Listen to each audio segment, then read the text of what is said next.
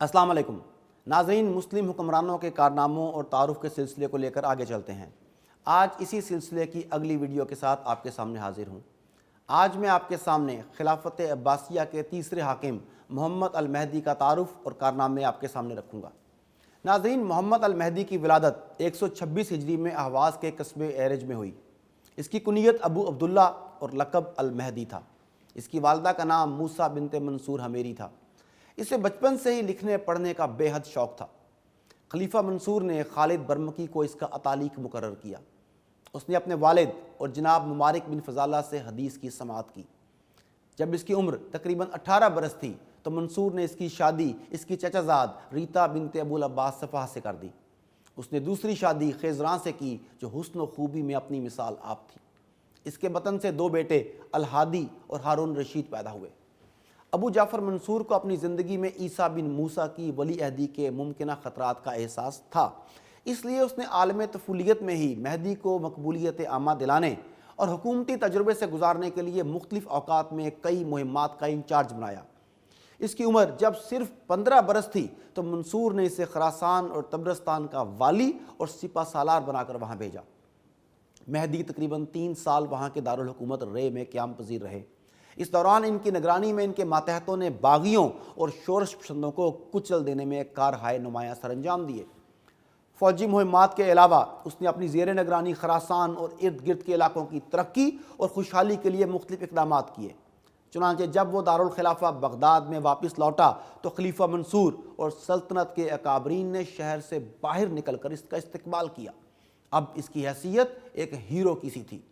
ان کامیابیوں نے اس کی شخصیت کو 4 چاند لگا دیے اور یہی منصور کا مقصد تھا۔ منصور کی وفات کے بعد 158 ہجری میں مہدی منصب خلافت پر متمکن ہوا۔ اس وقت اس کی عمر تقریباً 33 برس تھی۔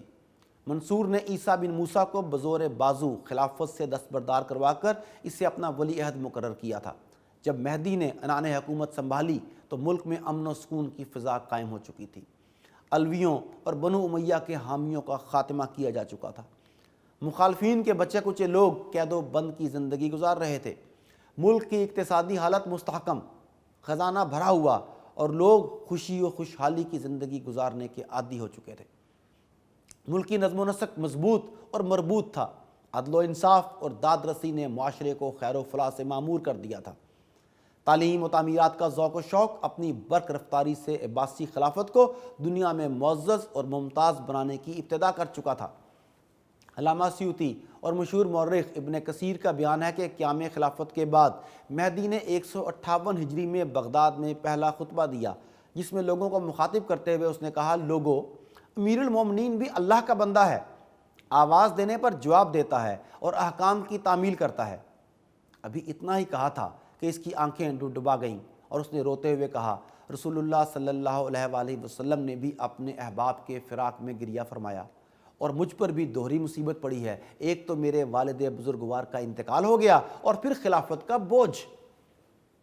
خلافت کے بارے میں اللہ ہی سے میں امور خلافت کی تکمیل کا طلبگار ہوں، وہی میری مدد کرے گا۔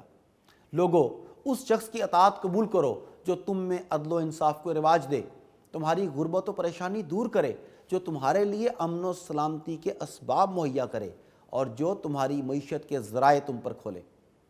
بخدا میں تمہیں سزائیں دینے سے گریز کروں گا اور اپنے آپ کو تم پر احسان کرنے پر مائل رکھوں گا۔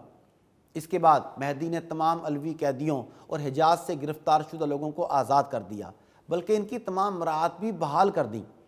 مہدی کے اس محبت بھرے رویے نے اسے رعایا میں بہت مقبول بنا دیا۔ ناظرین، مہدی کو حالانکہ اپنے باپ کی طرف سے ایک پرامن ریاست ہاتھ آئی، مگر اس کے باوجود کہیں کہیں اسے مشکلات کا سامنا بھی کرنا پڑا۔ اس کے علاوہ اس نے مختلف علاقوں میں جنگی مہمات بھی روانہ کیں۔ اس نے سندھ پر حملہ کیا اور کچھ مزید علاقوں پر عباسی فوج قابض ہوئی۔ جزیرہ اور مصر کی بغاوتوں کو اس نے ختم کیا اور ساتھ ہی رومیوں کے ساتھ کئی جنگیں لڑیں۔ وہ خود ایک زبردست لشکر لے کر رومیوں کے پے در پے حملوں کی سرکوبی کے لیے روانہ ہوا۔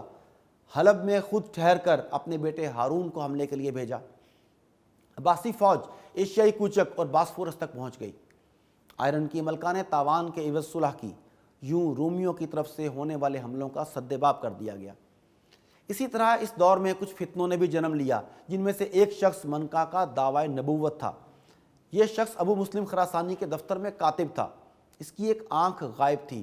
اس نے اپنے شعبدے سے ایک مصنوعی چاند بنایا جو ایک کنویں سے نکلتا اور 6 میل تک کے علاقے کو روشن رکھتا۔ اس چاند کا نام چاہے نقشب رکھا گیا۔ مہدی نے اس شخص کے اور اس کے پیروکاروں کے خلاف کارروائی کی اور ان کا خاتمہ کر دیا گیا۔ ناظرین، اپنی خلافت کے پہلے ہی سال خلیفہ مہدی نے ایک بحری مہم ہندوستان کی طرف بھی روانہ کی۔ عبد الملک بن شہاب کو ایک لشکر دے کر خلیج فارس سے کشتیوں کے ذریعے ساحلی ہند کی طرف روانہ کیا۔ باربد میں ان لوگوں نے اتر کر لڑائی کی۔ وہاں اہل باربد کا بہت نقصان ہوا، جبکہ مسلمانوں کے صرف 20 آدمی شہید ہوئے، لیکن مسلم فوج میں وبا پھیل گئی اور 1000 آدمی وبا سے لقمہ اجل بنے۔ مہدی اپنے باپ کے برعکس ایک نرم مزاج شخص تھا۔ اس کا سب سے بڑا کارنامہ عام معافی کا اعلان تھا، جس کی وجہ سے علویوں اور فاطمیوں پر اس سے پہلے جو مظالم کے پہاڑ توڑے گئے ان کا خاتمہ ہو گیا۔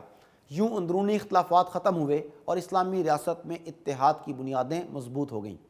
دوسری جانب اس نے مختلف اعمال کو معزول کر کے ان کی جگہ وفادار لوگوں کو تعینات کیا۔ حکومتی نظام میں اصلاحات کیں اور احتساب کا عمل شروع کیا۔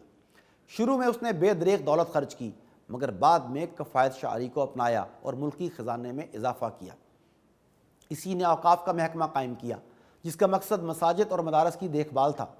خانہ کعبہ اور مسجد نبوی میں تعمیرات کروائیں، نئی فوجی چھاؤنیاں اور قلعے تعمیر کیے، محتاج، مسکین، یتیم لوگوں کے لیے وظیفوں کا اعلان کیا اور گدا گری پر پابندی لگا دی۔ مگر ان سب باتوں کے باوجود جو سب سے بڑا کارنامہ مہدی نے سر انجام دیا وہ الحاد اور زندقہ کا خاتمہ تھا، جس کی وجہ سے اسلام کا تشخص اور اس کے اصول برقرار رہے۔ 163 ہجری میں مہدی نے خراسان اور دوسرے شعبوں سے لشکر فراہم کیا اور رومیوں پر جہاد کی غرض سے کوچ کیا۔ جانے سے ایک دن پہلے مہدی کے چچا عیسیٰ بن علی کا انتقال ہو گیا، اس لیے بغداد میں ہادی کو اپنی نیابت پر چھوڑا اور اپنے دوسرے بیٹے ہارون کو اپنے ہمراہ لیا۔ دوران سفر موصل اور جزیرہ سے ہو کر گزرا اور وہاں اپنے بیٹے ہارون کو آذربائیجان، آرمینیا اور کل بلاد مغرب کا والی مقرر کیا اور جزیرہ کی حکومت عبداللہ بن صالح کو عطا کی۔ ناظرین، رومیوں پر چڑھائی کا سبب یہ تھا کہ 162 ہجری میں رومیوں نے بلاد اسلامیہ پر چڑھائی کر کے بعض شہروں کو ویران کر دیا تھا، اس لیے مہدی نے خود اس طرف لشکر کشی کی۔ اس سفر میں مہدی جب مسلمہ بن عبد الملک کے قصر کے مقابل پہنچا تو مہدی کے چچا عباس بن علی نے مہدی سے کہا کہ ایک مرتبہ آپ کے دادا محمد بن علی اس طرف سے گزرے تھے، تو مسلمہ نے ان کی دعوت کی تھی اور 1000 دینار نظر کیے تھے۔ مہدی نے یہ سنتے ہی مسلمہ کے لڑکوں، غلاموں اور جملہ متعلقین کو طلب کر کے 20,000 دینار مرہمت کیے اور ان کے وظائف بھی مقرر کر دیے۔ مہدی خود حلب پہنچ کر ٹھہر گیا اور ہارون کو فوج اور فوجی سرداروں کے ساتھ آگے روانہ کیا۔ ہارون کے ساتھ عیسیٰ بن موسیٰ، عبد الملک بن صالح، یحییٰ بن خالد بن برمک تھے، مگر تمام لشکر کی سرداری اور رسد و غلہ کا انتظام سب ہارون کے سپرد تھا۔ ہارون نے آگے بڑھ کر رومیوں کے قلعوں کا محاصرہ کیا اور یکے بعد دیگرے کئی قلعے فتح کر لیے۔ اس عرصے میں مہدی نے حلب کے اطراف کے زندیقوں کا خاتمہ کیا، پھر ہارون کو لے کر بیت المقدس کی زیارت کو گیا، مسجد اقصیٰ میں نماز پڑھی، پھر بغداد واپس آیا۔ مہدی نے جب ہارون کو آذربائیجان اور آرمینیا کا گورنر بنایا تو حسن بن ثابت کو اس کا وزیر مال اور یحییٰ بن خالد بن برمک کو اس کا وزیر خارجہ مقرر کیا، مگر اسی سال خالد بن برمک کا انتقال ہو گیا۔ 164 ہجری میں عبدالکبیر بن عبد الرحمن نے رومیوں پر فوج کشی کی۔ انہوں نے 90,000 کی جمعیت میدان میں اتار دی اور سخت مقابلہ کیا۔ عبدالکبیر واپس چلا آیا۔ اس واقعے سے وہ رعب جو 163 ہجری کی حملہ آوری میں رومیوں پر قائم ہوا تھا وہ زائل ہو گیا۔ مہدی نے سنا تو عبدالکبیر کو قید کر دیا اور 165 ہجری میں اپنے بیٹے ہارون کو جہاد روم پر روانہ کیا اور اپنے امیر، حاجب اور معتمد خاص ربی کو ہارون کے ہمراہ کر دیا۔ ہارون تقریباً 1,00,000 فوج لے کر رومیوں کے ملک پر حملہ آور ہوا اور برابر شکستیں دیتا ہوا قسطنطنیہ تک پہنچ گیا۔ ان دنوں قسطنطنیہ کے تخت پر ایک عورت حکمران تھی جو قیصر ایوب کی بیگم تھی اور اپنے نابالغ بیٹے کی طرف سے حکومت کر رہی تھی۔ 70,000 دینار سالانہ جزیہ دینا منظور کر کے اس نے 3 برس کے لیے صلح کر لی اور یہ شرط قبول کر لی کہ قسطنطنیہ کے بازار میں مسلمانوں کو آمد و رفت اور تجارت سے نہیں روکا جائے گا۔ لیکن اس صلح نامے سے پیشتر مسلمانوں نے رومیوں کا تیا پانچا کر دیا تھا، جس کی وجہ سے وہ اس صلح پر مجبور ہوئے۔ اسی سال مہدی نے ہارون کو تمام ممالک مغربیہ کا حاکم اور محتمم مقرر کیا۔ 166 ہجری میں خلیفہ مہدی نے اپنے بیٹے ہارون کو ہادی کے بعد ولی عہد مقرر کیا اور لوگوں سے ہارون کی ولی عہدی کی بیعت لی اور ہارون کو رشید کا خطاب دیا۔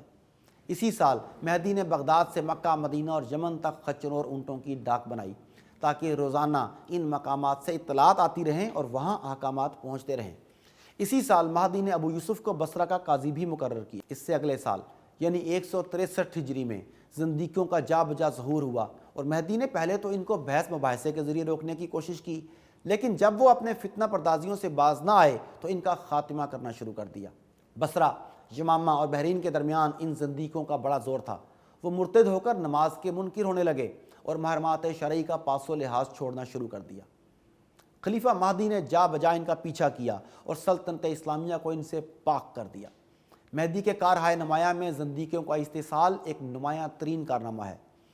ناظرین، جیسا کہ آج بھی عالم اسلام کو الحاد کے فتنے نے گھیرا ہوا ہے اور یہ پہلی بار نہیں، یہ واقعات ہمیں بتاتے ہیں کہ الحاد پہلے بھی اسلام پر حملہ آور ہو چکا ہے، تب بھی ناکام ہوا تھا اور اب بھی انشاءاللہ ناکام ہوگا۔ اسی سال مہدی نے مسجد حرام میں توسیع کی اور ارد گرد کے مکانات خرید کر مسجد کے احاطے میں شامل کر دیے۔ 167 ہجری میں خبر پہنچی کہ اہل طبرستان نے علم بغاوت بلند کر دیا ہے۔ خلیفہ نے ان کی سرکوبی کے لیے اپنے ولی عہد ہادی کو روانہ کیا۔ ہادی کے لشکر کا علم محمد بن جمیل کے ہاتھ میں تھا۔ ہادی نے طبرستان اور اس کے بعد جرجان میں امن و امان قائم کیا اور باغیوں کو قرار واقعی سزائیں دی۔ 168 ہجری میں رومیوں نے صلح کو جو مسلمانوں کے ساتھ کی تھی، میعاد صلح کے ختم ہونے سے 4 مہینے قبل ہی توڑ ڈالا۔ علی بن سلیمان والی جزیرہ وکنسرین نے یہ خبر پا کر یزید بن بدر بن بطال کو ایک زبردست فوج دے کر قسطنطنیہ روانہ کیا۔ یزید بن بدر وہاں سے بہت سا مال غنیمت لے کر واپس آیا۔ خلیفہ مہدی کو تجربے سے معلوم ہوا کہ ہادی کے مقابلے میں دوسرا بیٹا ہارون زیادہ قابل ہے اور امور سلطنت کے انصرام کی زیادہ اہلیت رکھتا ہے، چنانچہ اس نے 168 ہجری میں خیال کے پختہ ہونے کے بعد ارادہ کیا کہ ولی عہدی میں ہارون کو اس کی جگہ ولی عہد بنا کر لوگوں سے بیعت لے۔ ان دنوں ہادی جرجان میں ہی مقیم تھا۔ مہدی نے اس کی طلبی کے لیے قاصد روانہ کیا۔ اس نے یہ گستاخی اور شوخ چشمی دکھائی کہ اس قاصد کو پٹوا کر نکلوا دیا اور باپ کے حکم کی تعمیل میں جرجان سے بغداد کی طرف روانہ نہ ہوا۔ یہ کیفیت دیکھ کر مہدی خود جرجان کی طرف روانہ ہوا۔ راستے میں مقام باذبزان میں پہنچا تھا کہ 169 ہجری میں اس کا انتقال ہو گیا۔ اللہ اس کی لغزشوں سے صرف نظر کرے اور اسے غریق رحمت فرمائے۔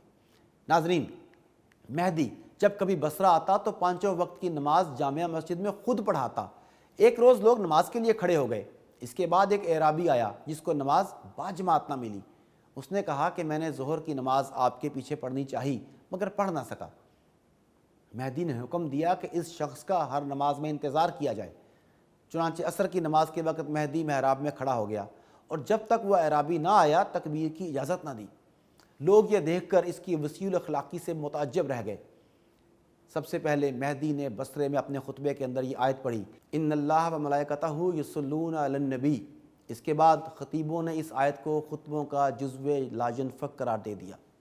ناظرین، یہ تھے مہدی باللہ کا تعارف۔ اگلی ویڈیو کا انتظار کیجیے، تب تک کے لیے اجازت، اللہ نے کے بعد۔